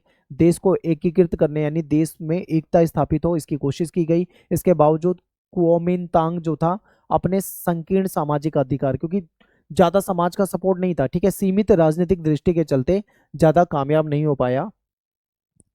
सन यात्सेन के कार्यक्रम का जो बहुत अहम हिस्सा जो था वो था पूंजी का नियमन और भूमि के अधिकारों में बराबरी लाना, यानी समाजवाद की बात करते थे, ठीक है। लेकिन ये चीज कभी अमल में नहीं लाई, क्योंकि जो इन्होंने सोचा था ऐसा ऐसा करेंगे वो हो नहीं पाया, क्योंकि पार्टी ने किसानों और बढ़ती सामाजिक असमानता को इग्नोर कर दिया था, ठीक है। इसने लोगों की समस्याओं पर ध्यान देने की बजाय फौजी व्यवस्था उन पे थोपने का प्रयास करा। अब चीन की जो साम्यवादी दल है उसका उदय देखते हैं। तो 1937 में जब जापानियों ने चीन पर हमला करा था तो कुओमिंतांग जो था वो पीछे हट गया था। इस लंबे और थकाने वाले युद्ध में चीन जो था वो कमजोर हो चुका था। 1945 से 49 के दरमियान कीमतें जो थी यहाँ पे 30% बढ़ रही थी, हर महीने 30% की दर से। तो आप सोचो कितनी महंगाई थी। इससे जो आम आदमी होता था चाइना में वो तबाह हो रहा था, ठीक है। फिर ग्रामीण चीन जो था इसमें दो संकट थे। एक तो पर्यावरण से संबंधित था, जिसमें बंजर जमीन जो थी, ठीक है, वहां पे वनों का नाश और बाढ़ शामिल थी। कभी बाढ़ आ जाती थी, जंगल काटे जा रहे थे। दूसरी समस्या समस्या जो थी वो सामाजिक आर्थिक थी। इसमें विनाशकारी जमीन प्रथा थी, जो कर्ज का सिस्टम था, आदिम प्रौद्योगिकी यानी बहुत पिछले स्तर की इनके पास टेक्नोलॉजी थी, जिसके कारण ये उतने डेवलप नहीं हो पा रहे थे, ठीक है। चीन की साम्यवादी पार्टी की स्थापना जो थी वो 1921 में हुई थी, और कुछ समय बाद रूसी क्रांति हो जाती है। यानी उससे कुछ समय बाद रूसी क्रांति, आप मान लो रूसी क्रांति 1917 में हुई थी, और यहाँ पे जो उसके कुछ समय बाद यहाँ पे क्या आई थी, साम्यवादी पार्टी जो है उसकी स्थापना हुई थी 1921 में। कॉमिंटर्न और सोवियत संघ ने दुनिया भर में साम्यवादी पार्टियों का समर्थन करा, उनका सपोर्ट करा। उनकी जो परंपरागत मार्क्सवादी समझ थी, इसकी क्रांति जो थी शहरी इलाकों में मजदूर वर्गों के जरिए आएगी, ये मानते थे। इनका ये मानना था कि मार्क्सवादी विचारधारा है वो बेहतर है। ये कहते थे कि शहरों में अगर क्रांति आएगी तो मजदूर वर्ग के जरिए आएगी, ठीक है, वर्ग संघर्ष की ये बात करते थे। शुरू में विभिन्न देशों के लोग जो थे इससे बहुत ज्यादा आकर्षित हुए, उनको बहुत अच्छा लगा। लेकिन जल्द ही ये सोवियत यूनियन के स्वार्थों का हथियार बन गया था, और 1943 में फिर इसको खत्म कर दिया गया। अब बात करते हैं, एक नया टॉपिक है नए जनवाद की स्थापना 1949-65। आपको पता है चीन की क्रांति हुई थी 1949 में। एक नया सिस्टम आया था यहाँ पे। जो पीपल्स रिपब्लिक पार्टी थी जो चाइना की सरकार थी, 1949 में आई थी, और नए लोकतंत्र के सिद्धांतों पर आधारित थी, ठीक है। इसमें दावा क्या था ये समझिए। इसमें दावा था कि एक नया जो लोकतंत्र है, एक ऐसा नया लोकतंत्र बनाएंगे जो सभी सामाजिक वर्गों का गठबंधन होगा, ठीक है, सभी सामाजिक वर्ग उसमें शामिल होंगे। अर्थव्यवस्था का मुख्य क्षेत्र जो था वो सरकार के नियंत्रण में रखा जाएगा, ठीक है। और निजी कारखानों और भूस्वामियों को धीरे धीरे खत्म किया जाएगा, यानी पूंजीवाद को समाप्त करने की बात चल रही है, ठीक है। निजी कारखाने खत्म हो जाएंगे, सब कुछ सरकार के हाथ में होगा। ये कार्यक्रम 1953 तक चला, जब सरकार ने समाजवादी बदलाव का कार्यक्षेत्र शुरू करने की घोषणा करी थी। तब तक ये चलता रहा बदलाव। 1958 में लंबी छलांग वाले आंदोलन की जो नीति थी उसके कारण क्या हुआ, देश का तेजी से औद्योगिकरण करने की कोशिश की गई। तेजी से उसको उद्योग में कन्वर्ट किया जाने लगा। लोगों को अपने घर के पीछे इस्पात की भट्टियां लगाने के लिए मोटिवेट किया गया। गांव के जो इलाके थे वहां पे पीपल्स कम्युन्स जहां लोग इकट्ठा जमीन के मालिक होते थे, मिलजुल कर फसल उगाया करते थे। तो 1958 में आप ये लगा लो 26,000 ऐसे समुदाय थे जो कृषक आबादी का 98% होते थे। माओ जो थे वो माओ पार्टी द्वारा निर्धारित लक्ष्यों को पाने के लिए जन समुदाय को प्रेरित करने में सफल रहे। माओ ने क्या करा, लोगों को मोटिवेट करा, और वो सफल भी रहे। उनकी चिंता जो थी वो समाजवादी व्यक्ति बनाने की थी, जिसकी 5 चीजें प्रिय होगी, यानी वो हर व्यक्ति को समाजवादी बनाना चाहते थे। अपनी जो पितृभूमि है वो उसके लिए इंपॉर्टेंट हो, जनता इंपॉर्टेंट हो, अपना काम इंपॉर्टेंट हो, विज्ञान और जन संपत्ति ये सारी चीजें उसके लिए इंपॉर्टेंट हो, ऐसा व्यक्ति बनाना चाहते थे। ये किसानों, महिलाओं, छात्रों और अन्य गुटों के लिए जन संस्थाएं इन्होंने बनाई थी। ठीक है, एग्जाम्पल के लिए all China democratic women's federation बनाई गई थी, जिसमें 760 लाख सदस्य थे। ऑल चाइना स्टूडेंट फेडरेशन के 32,90,000 मेंबर थे।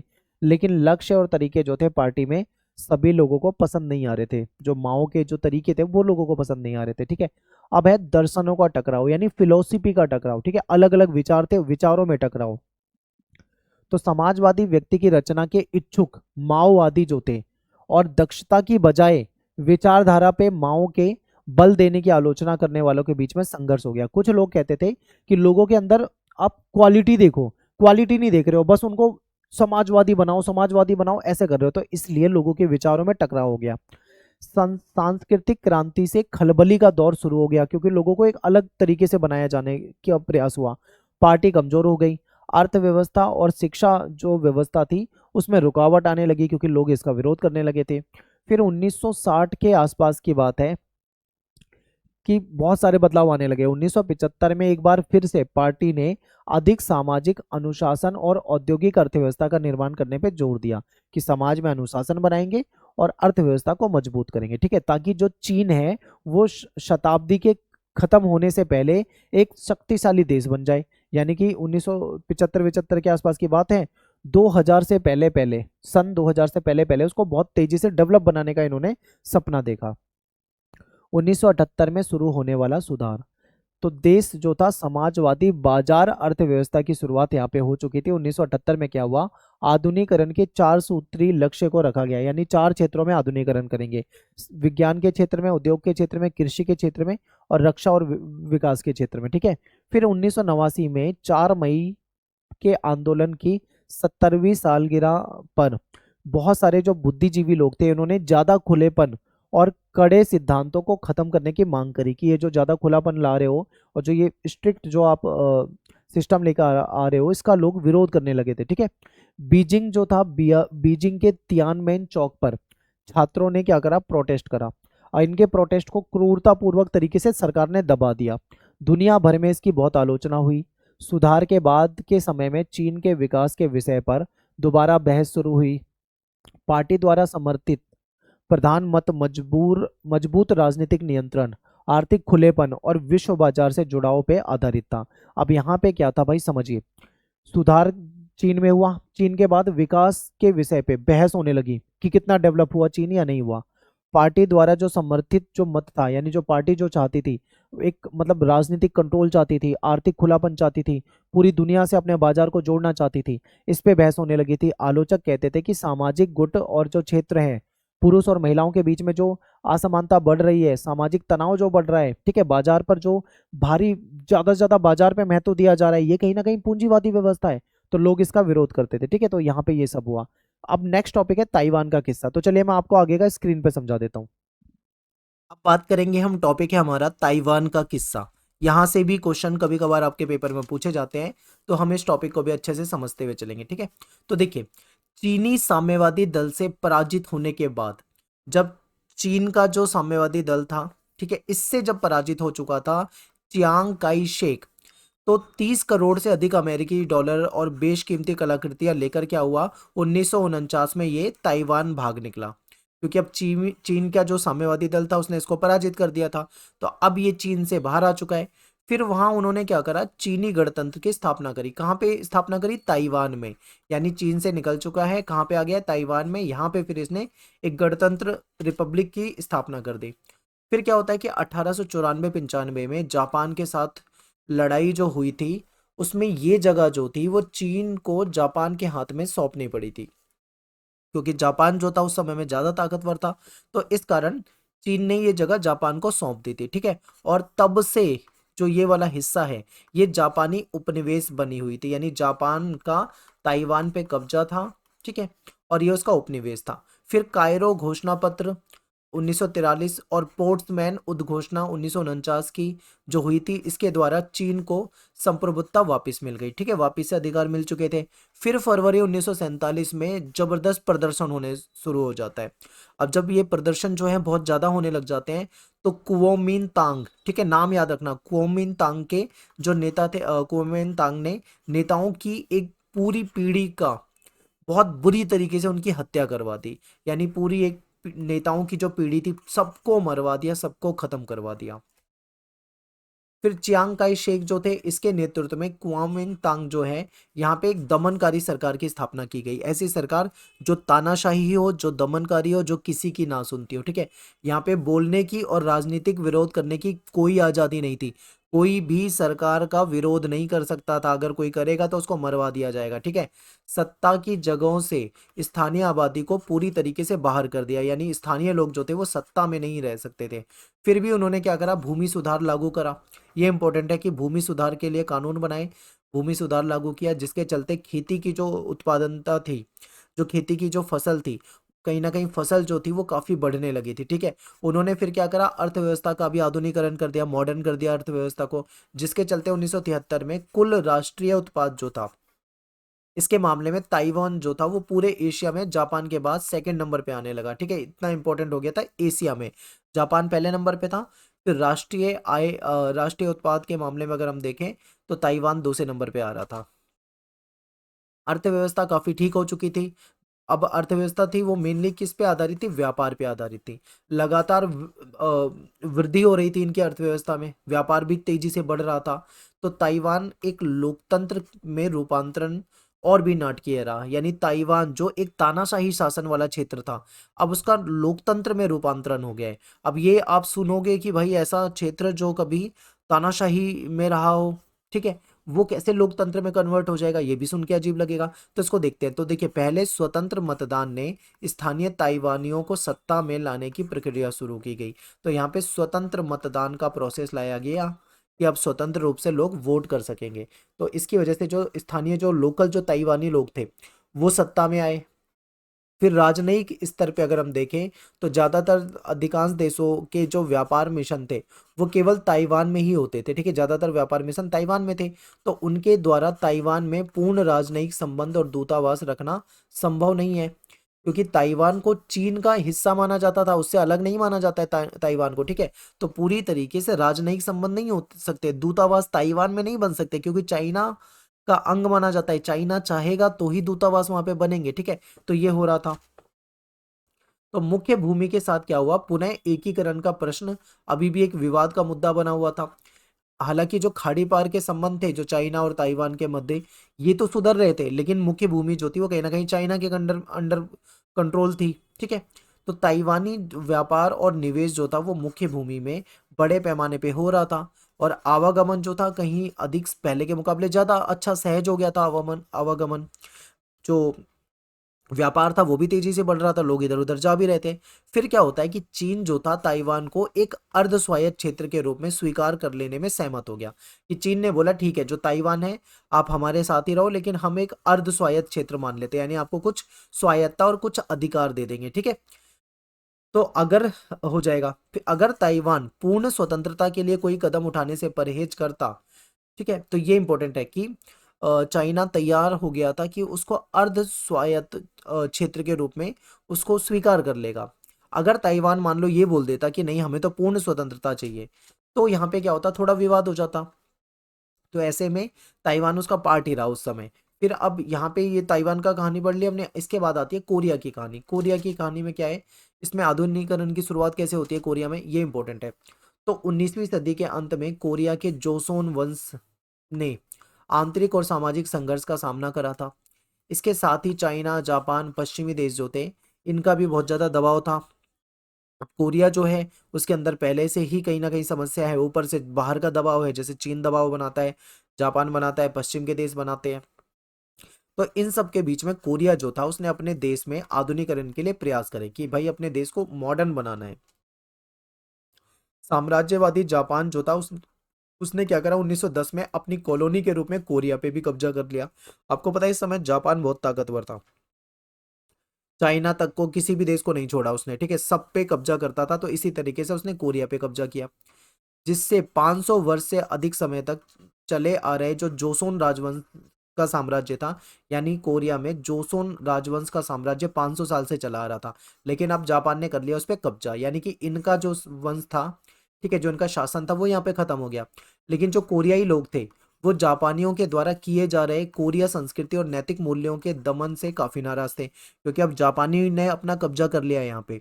तो वो उनके कल्चर के साथ कहीं ना कहीं खिलवाड़ कर रहे थे, ठीक है, उनकी संस्कृति उनके नैतिक मूल्यों को दमन कर रहे थे, उनके रीति रिवाजों को वहां पे चलने नहीं दे रहे थे। तो इससे वहां की जो जनता थी वो बहुत नाराज थी। आजादी के इच्छुक कोरियाई लोगों ने क्या करा, जापानी औपनिवेशिक शासन के खिलाफ प्रदर्शन शुरू कर दिया, ठीक है, उन्होंने एक अस्थायी सरकार की स्थापना की। अब ये इंपॉर्टेंट है, कुछ ऐसे कोरियाई लोग थे जो चाहते थे कि जापानी जो शासन है उससे उनको आजादी मिल जाए, तो उन्होंने क्या करा, प्रदर्शन शुरू कर दिया, ठीक है, और एक एक टेम्परेरी सरकार बना ली। और कैरो हो गया, याल्टा हो गया, पार्टसाइम सम्मेलन हो गए, ये जो सम्मेलन थे ऐसे अंतर्राष्ट्रीय जो बैठक होती थी, इसमें विदेशी नेताओं से अपील करने लगे, ठीक है, और अपना प्रतिनिधिमंडल यहाँ पे भेजने लगे, तो उनसे अपील करते थे। इसके बाद क्या होता है, युद्धोत्तर राष्ट्र, इसको समझते हैं। फिर जून 1950 में क्या होता है, कोरियाई युद्ध शुरू हो गया। अब दक्षिण कोरिया में अमेरिकी अगुवाई वाली जो संयुक्त राष्ट्र की सेना थी, अब ये इंपॉर्टेंट है, इसको बहुत ध्यान से समझना है एक बार आपको। देखो क्या होता है, 1950 में कोरियाई युद्ध शुरू हुआ है। साउथ कोरिया में अमेरिकी जो अगुवाई वाली जो संयुक्त राष्ट्र की जो सेना थी, और उत्तर के कोरिया, यहाँ पे दो कोरिया, एक नॉर्थ है एक साउथ है, ठीक है, तो जो नॉर्थ कोरिया था यहाँ पे कम्युनिस्ट चीन की सेना के समर्थन से यहाँ पे शीत युद्ध के काल में एक छद्म युद्ध शुरू हो रखा था। तो ऐसे में क्या था, उत्तर कोरिया और दक्षिण कोरिया के बीच में कहीं ना कहीं विवाद है, ठीक है। तो जुलाई 1953 में 3 साल बाद ये युद्ध, जो युद्ध चल रहा था, ये युद्ध विराम समझौते से समाप्त हो गया, यानी इनके बीच में जो युद्ध था, एक समझौता होता है जिसकी वजह से इसको समाप्त कर दिया जाता है। कोरिया क्या करते हैं, इसको कोरिया को दो हिस्सों में बांट देते हैं, एक नॉर्थ कोरिया बना देते हैं, एक साउथ कोरिया, और इनको अलग अलग देश बना देते हैं कि भाई ये अलग देश है और ये अलग देश है। कोरियाई युद्ध से न केवल बड़े पैमाने पर जीवन और संपत्ति का नुकसान हुआ था, बल्कि यहाँ पे जो मुक्त बाजार आर्थिक विकास था, जो लोकतंत्रीकरण था, ये भी बहुत धीमा हो चुका था। युद्ध के दौरान जारी की गई मुद्रा और राष्ट्रीय खर्च के कारण मुद्रास्फीति, यानी कि यहाँ पे महंगाई जो थी, ठीक है, वो बहुत बढ़ गई थी। कीमतें इतनी ज़्यादा बढ़ गई थी कि भाई वहाँ के लोगों के लिए चीज़ों को खरीदना बहुत मुश्किल हो रहा था। इसके अलावा औपनिवेशिक काल के दौरान देखें, औपनिवेशिक काल यानी जब बाहर का शासन होता था, उस दौरान जो निर्मित औद्योगिक सुविधाएं थी वो भी यहाँ पे पूरी तरीके से खत्म कर दी गई थी, ठीक है। इसका नतीजा क्या होता है, दक्षिण कोरिया को अमेरिका की आर्थिक सहायता देने के लिए मजबूर होना पड़ा, क्योंकि यहाँ पे अर्थव्यवस्था तबाह हो रही है, कुछ भी यहाँ पे बचा नहीं है, तो उनको अमेरिका से मदद लेने के लिए मजबूर होना पड़ा। फिर यहाँ पे तीव्र औद्योगिक और मजबूत नेतृत्व, ठीक है, बहुत तेजी से औद्योगिकरण हुआ, एक मजबूत नेतृत्व आया, इसको समझते हैं। तो 1963 का चुनाव होता है, और इस चुनाव में ये जो चुनाव होता है इसमें सैन्य नेता थे जिनका नाम था पार्क चुंग ही, ये यहाँ के प्रेसिडेंट बन जाते हैं। अब ये जो पार्क चुंग है, इनका प्रशासन ने, इनका जो शासन था, इसने देश में आर्थिक विकास के लिए एक राज्य आधारित निर्यात उन्मुख नीति अपना ली, यानी इन्होंने एक देश में विकास के लिए एक ऐसी नीति अपनाई जिसमें इनको ज़्यादा से ज़्यादा एक्सपोर्ट करना था, ठीक है, यानी अपने यहाँ पे चीज़ों को, प्रोडक्ट को बनाना था, बाहर के देशों को एक्सपोर्ट करना था, जिससे कि व्यापार तेजी से बढ़ेगा और इनको क्या मिलेगा, लाभ मिलेगा। तो सरकार की 5 वर्षीय आर्थिक योजना ने बड़े जो कॉरपोरेट थे, जो बड़े कॉरपोरेट फर्म होते थे, यानी जो बड़े बड़े उत्पादक होते थे, ठीक है, जो कंपनियां होती थी, इनका सपोर्ट करना शुरू कर दिया सरकार ने। रोजगार के विस्तार पे भी सरकार ने बहुत ज़्यादा जोर दिया। कोरिया की जो प्रतिस्पर्धात्मकता थी, यानी जो कंपटीशन था कोरिया का, उसको बढ़ावा मिला। मैन्युफैक्चरिंग हो रही है, यानी चीज़ों का निर्माण हो रहा है, लोगों को रोजगार मिल रहा है, कंपटीशन बढ़ रहा है, ये सब हो रहा था। तो 1960 के दशक में कोरिया जो था वो बहुत तेजी से विकास कर गया, ठीक है, बहुत तेजी से विकास शुरू होता है कोरिया में। अब राज्य नीति आयात प्रतिस्थापन औद्योगिकी से निर्यात पर केंद्रित हो गई। पहले क्या था कि ये ज्यादातर चीजों ना खरीदा करते थे, अब ये खरीदने वाली चीजों को छोड़कर धीरे धीरे मैक्सिमम से मैक्सिमम चीजों को बेचने की कोशिश कर रहे हैं। फिर निर्यात उन्मुख नीति के तहत सरकार को तुलनात्मक लाभ होने लगा, क्योंकि अब इनको पहले के मुकाबले ज्यादा बेनिफिट हो रहा था। तो 1960 और 1970 के दशक के दौरान में क्या होता है, दोबारा से जो लघु उद्योग होते थे, यहाँ पे जो छोटे छोटे उद्योग होते थे, इससे मूल्य वर्धित भारी और रासायनिक उद्योगों पर ध्यान केंद्रित किया गया। ठीक है, जो छोटे उद्योग थे उससे ज्यादा ध्यान किस चीज पे किया जाने लगा, जो भारी उद्योग थे, जो केमिकल उद्योग थे, ठीक है, इस पे सरकार ने अपना फोकस ज्यादा करा। फिर इस्पात, अलौह धातु, मशीनरी, जहाज निर्माण, इलेक्ट्रॉनिक्स और रासायनिक उत्पादन को आर्थिक विकास की दौड़ में सबसे महत्वपूर्ण उद्योगों के रूप में इन्होंने चुन लिया। यहाँ पे जो मजबूत नेता थे, प्रशिक्षित जो अफसर थे, ठीक है, उद्योगपति और सक्षम जो श्रम बल था, इसके संयोजन से क्या होता है कि कोरिया जो है वो आज पूरी दुनिया में अपनी आर्थिक वृद्धि से चौंका रहा है। यानी इसने क्या करा, कोरिया में सबसे बेहतरीन क्या हुआ, यहाँ पे मजबूत नेता थे, यहाँ पे पढ़े लिखे लोग थे, ठीक है, उद्योगपति जो थे वो सक्षम थे, और यहाँ पे मजदूर वगैरह भी यहाँ पे खूब थे, जिसकी वजह से इन्होंने मैन्युफैक्चरिंग खूब करी, ठीक है, और मैन्युफैक्चरिंग बहुत ज़्यादा हुई, तो उसके कारण क्या हुआ, कोरिया बहुत तेजी से मतलब आर्थिक विकास कर गया, बहुत तेजी से आर्थिक विकास कर गया। उच्च स्तर की शिक्षा ने कोरिया के आर्थिक विकास में योगदान दिया। यहाँ पे जो शिक्षा की क्वालिटी थी वो बहुत हाई थी, बहुत अच्छी एजुकेशन यहाँ पे मिलती थी, जिसके कारण क्या हुआ, कहीं ना कहीं इसका विकास हुआ। कोरिया का औद्योगिकरण की शुरुआत से ही लगभग सभी कोरियाई जो श्रमिक दल थे पहले से ही साक्षर थे, ठीक है, यानी कि यहाँ के जो मजदूर जो श्रमिक दल थे, ठीक है, ये सब क्या थे, ये पहले से ही साक्षर थे और प्रगति के नए कौशल, यानी इन्होंने नई नई स्किल को सीखना शुरू कर दिया था, नई नई स्किल को सीखने के लिए हमेशा से ये तैयार रहते थे। इसके साथ क्या होता है, कोरिया ने अपनी खुली आर्थिक नीति के द्वारा अन्य देशों के अधिक उन्नत संस्थानों और तकनीकों को अपने देश में लाना शुरू कर दिया कि भाई आप हमारे देश में आओ, हमारी खुली आर्थिक नीति, हम ज़्यादा से ज़्यादा व्यापार करना चाहते हैं। तो बाहर की जो कंपनियां थी वो भी यहाँ पे आने लगी। फिर यहाँ पे क्या हुआ, बाहर से निवेश होने लगा, यानी जब विदेशी निवेश होने लगा तो कोरिया की जो उच्च घरेलू बचत दर थी उसने कहीं ना कहीं औद्योगिक क्षेत्र जो था उसको और विकसित कर दिया, ठीक है, इनका उद्योग जो था वो पहले से ज्यादा डेवलप होने लगा।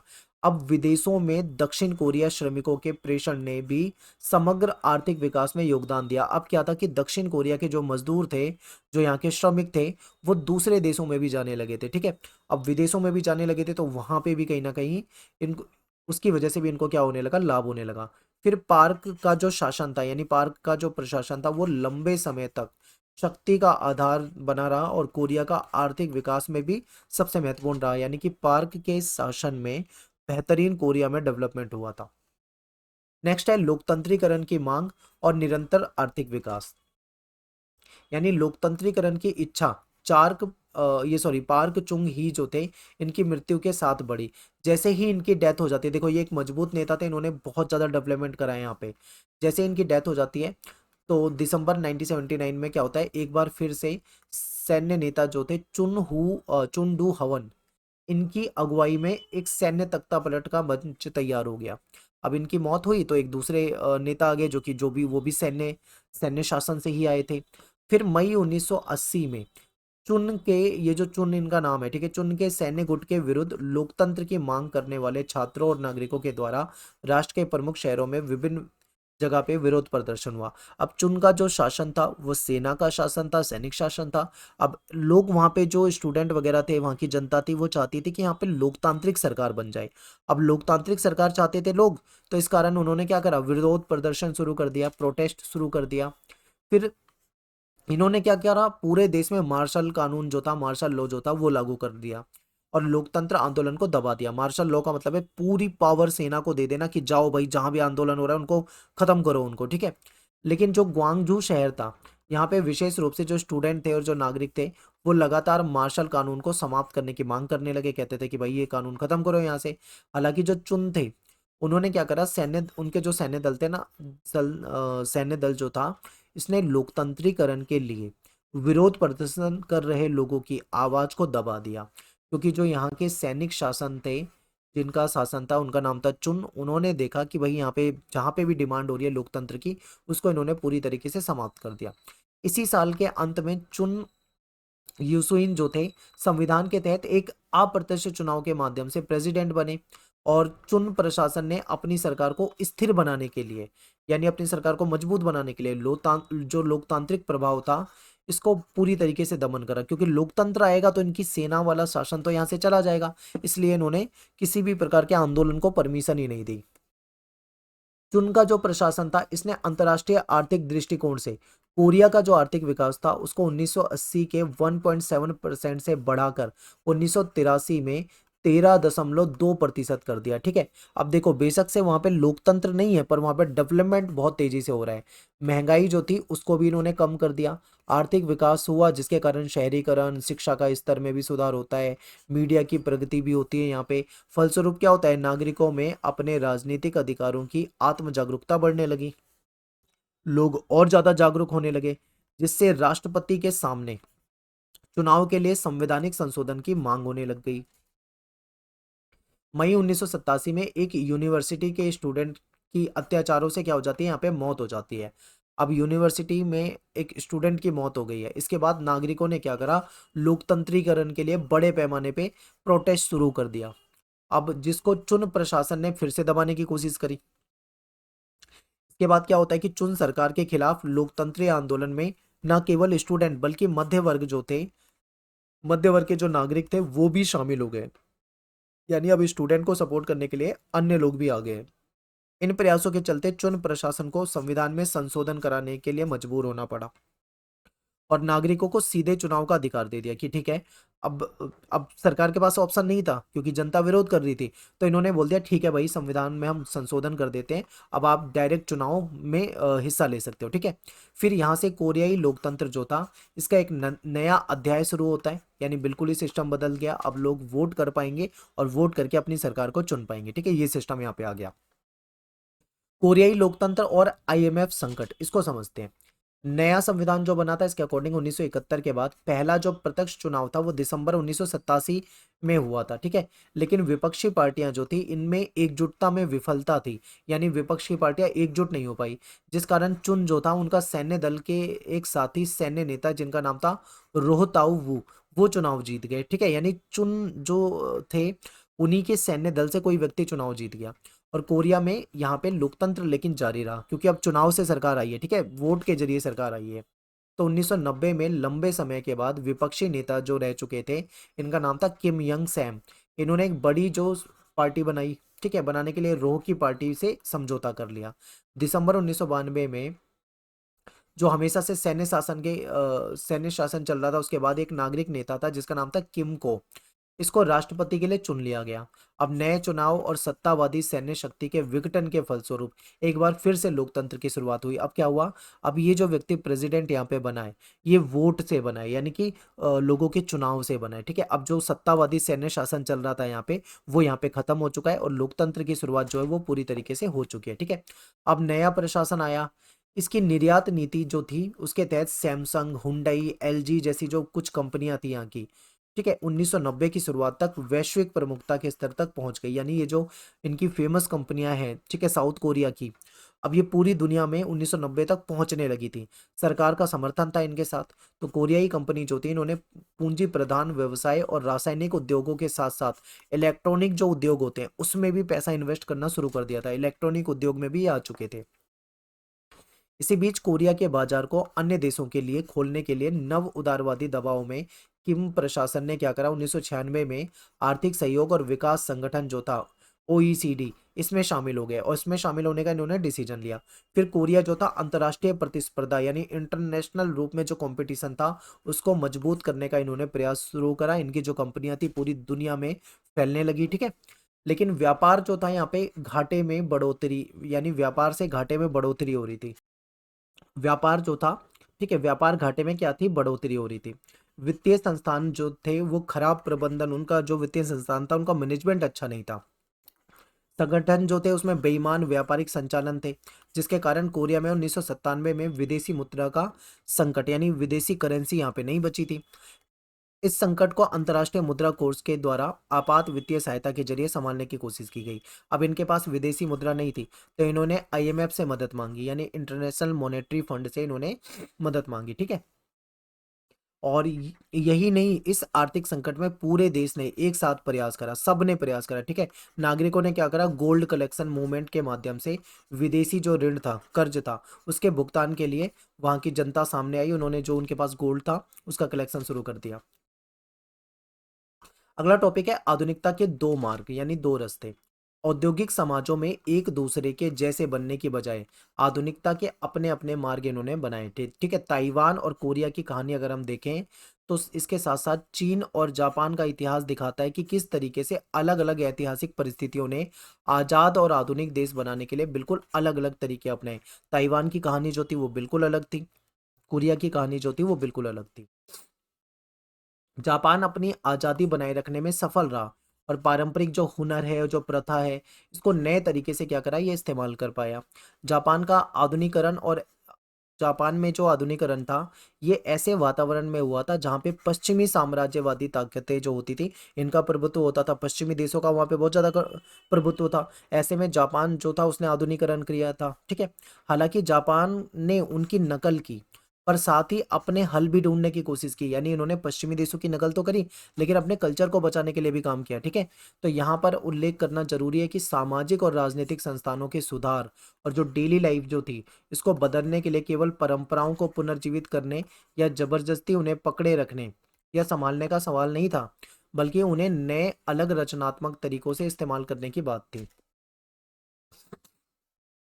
अब एग्जाम्पल आपके सामने है कि मेजी स्कूली पद्धति जो थी, इसने यूरोपीय और अमेरिकी जो प्रथा थी उसके अनुसार नए विषयों की शुरुआत करी। ठीक है, इन्होंने क्या करा, पाठ्यचर्या यानी जो सिलेबस था, करिकुलम था, उसमें मुख्य उद्देश्य जो था वो था निष्ठावान नागरिक बनाना। यानी सिलेबस ऐसा बनाया गया जिसमें नैतिक शिक्षा की बात थी और लोगों को एक बढ़िया निष्ठावान नागरिक बनाना था जो देशभक्त हो। ठीक है, नैतिक शास्त्र का विषय पढ़ना अनिवार्य था, यानी सबको पढ़ना है, जिसमें सम्राट के प्रति वफादारी पे जोर दिया जाता था। इसी तरीके से परिवार में और रोजमर्रा की जो जिंदगी थी, इसमें लोगों के बदलाव आने लगे थे। विदेशी और देसी विचारों को मिलाकर कुछ नया बनाने की कोशिश जो है वो यहाँ पे दिखाई जा रही है। चीन का आधुनिकरण का सफर देखें तो वो बिल्कुल अलग था। पश्चिमी और जापानी दोनों ही किस्म के विदेशी साम्राज्यवाद ने जो पूरा कंट्रोल था, ठीक है, पूरा नियंत्रण था, वो कमजोर बना दिया था। राजनीतिक और सामाजिक व्यवस्था को तोड़ने के लिए यहाँ पे माहौल बन चुका था।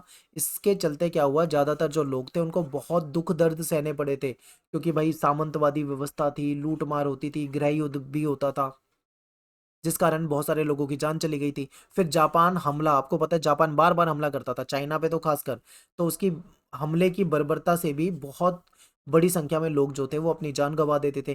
फिर प्राकृतिक त्रासदियां होती थी, कभी बाढ़ आ जाए, कभी भूकंप आ जाए, कभी कुछ हो जाए, तो ऐसी भी समस्याएं बहुत ज्यादा रहती थी यहाँ पे। ठीक है, तो इसकी वजह से भी बहुत ज्यादा नुकसान होता था। तो यहाँ पे हमने ये चैप्टर कर लिया कंप्लीट। आई होप आपको अच्छे से समझ में आया होगा। मिलते हैं आपसे नेक्स्ट वीडियो में। Thanks for watching. जय हिंद, जय भारत।